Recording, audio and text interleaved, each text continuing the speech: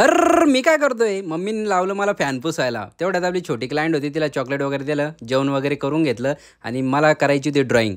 मी घेतलं आणि ड्रॉइंग करायला निघालो. ड्रॉइंग करायला लावलं तेवढं भाऊचा फोन आला. मग काय आपण निघालो पार्किंगमध्ये. पार्किंगमधून गाडी वगैरे काढली आणि आपल्याला जायचं होतं सचिन भाऊच्या गोडाऊनला. गोडाऊनला पोचत नाही तर सगळे बसलेलेच होते मित्र आपले. मग त्यांना भेटलो वगैरे.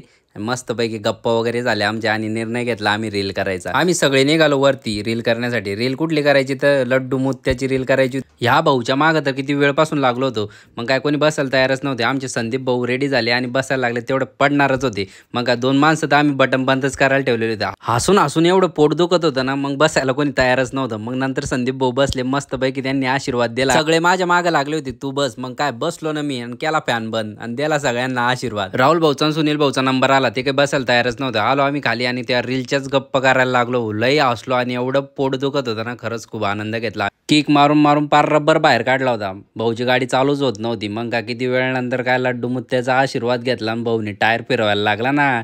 मग काय झाली ना चालू. निघालो आम्ही घराकडे.